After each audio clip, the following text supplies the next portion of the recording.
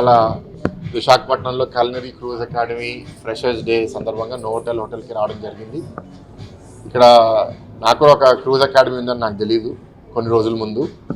It's a good thing, ఎందుకంటే విశాఖపట్నము ఆంధ్రప్రదేశ్లో cruise tourism పెద్ద ఎత్తున ప్రోత్సహించాలనేది ప్రభుత్వం పనిచేస్తుంది.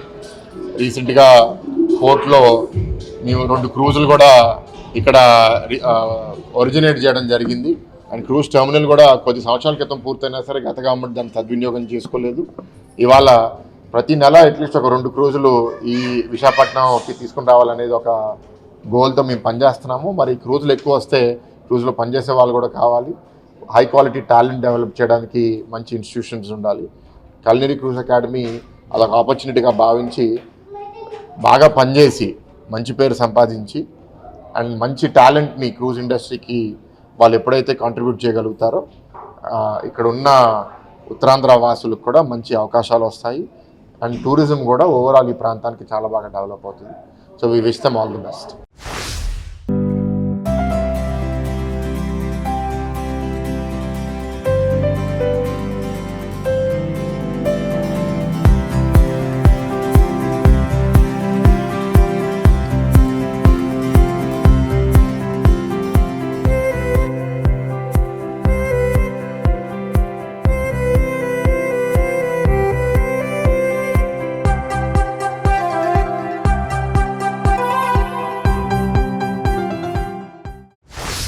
Good evening everybody.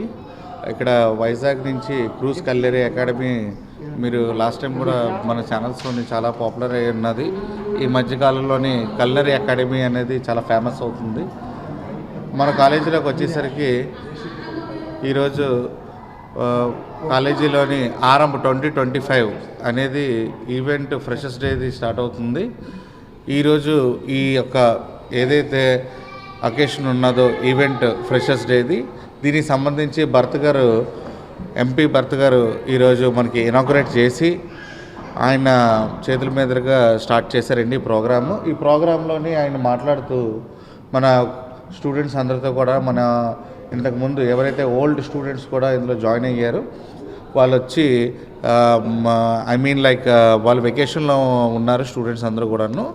వాళ్ళ స్టూడెంట్స్తో కూడా మాట్లాడి క్రూజ్ లైన్స్లో ఎట్లా ఉన్నది, వాళ్ళ యొక్క ఎక్స్పీరియన్స్ ఏంటి, వాళ్ళు ఎంతవరకు శాలరీస్ వస్తున్నాయి, మన క్రూజ్ లైన్స్ ఇంకా డెవలప్మెంట్ చేయడానికి ఎంతవరకు తోడ్పడుతున్నారు, అదేవిధంగా కొత్త క్రూజ్ లైన్స్ అనేవి ఎలాగొస్తున్నాయి ఏంటి అనేది మన టూరిజం డెవలప్మెంట్ సంబంధించి మా CCA స్టూడెంట్స్తోని చాలా మటుకు బాగా ఇంటరాక్ట్ చేసి ఈరోజు బాగా ఇదిగా మమ్మల్ని ప్రోత్సహించారు. దీనికి చాలా థ్యాంక్స్ చెప్తూ మీడియా వారికి కానీ అటు భరత్ సార్ గారికి కానీ చేస్తూ వీఆర్ థ్యాంక్ఫుల్ సో మచ్.